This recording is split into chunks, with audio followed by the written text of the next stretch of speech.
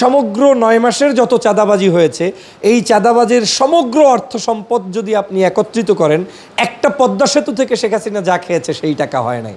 অবশ্যই তাদেরকে প্রশ্রয় দেওয়ার কোনো যুক্তি নেই, বন্ধ করা উচিত। সেটার জন্য সরকার কিন্তু দায়ী।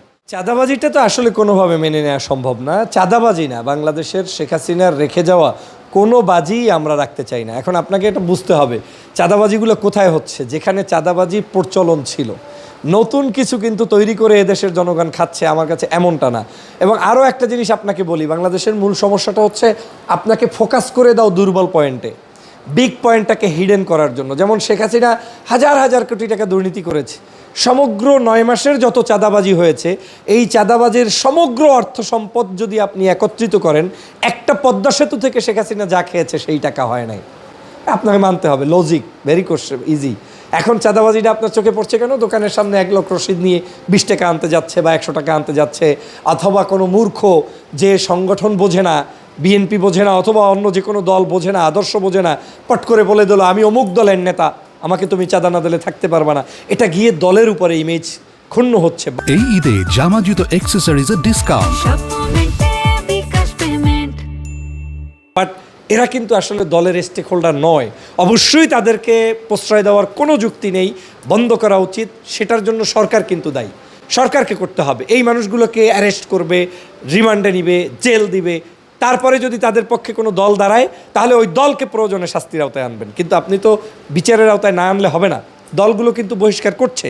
আমি সেই জায়গা থেকে বলছি, হাসিনার দুর্নীতিকে এটাও একটা ষড়যন্ত্র কিনা আপনি একটু খতিয়ে দেখবেন, যে হাসিনার বড় বড় মেগা প্রজেক্টের দুর্নীতিগুলোকে দাবিয়ে রাখার জন্য এই ধরনের চাঁদাবাজ, এই ধরনের বিভিন্ন নিউজ একেবারে খুব উচ্ছ্বাসিতভাবে আসছে কিনা, এটা আমার সন্দেহের কারণ। তবে এই নিউজগুলোর পক্ষে কিন্তু আমি না। আবারও বলছি, সরি টু সে দ্যাট, 1 পয়সা দুর্নীতি হোক আমি সেটা চাই না।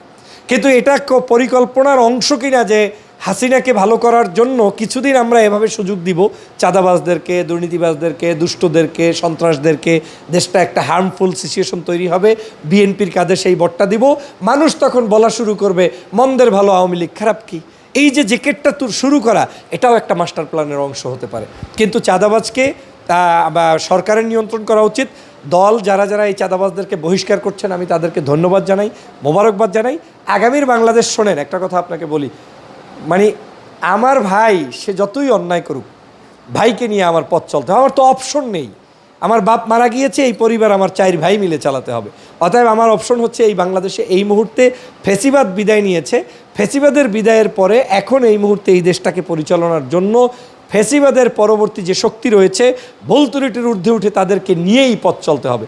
আর একটা জিনিস আপনি খেয়াল করবেন, আমরা যারা কমেন্টস করি, শেয়ার করি, লাইক করি, ব্যক্তি জীবনে আমি কতটুকু ভালো সেটাও অ্যানালাইসিস করা দরকার।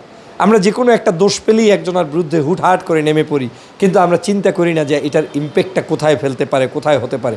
আমাদের ইউনিটির মানসিকতা থাকা দরকার, আমাদের ঐক্যের মানসিকতা থাকা দরকার, আমাদের দেশ গঠনের মানসিকতা থাকা দরকার, দেশপ্রেম হওয়া দরকার।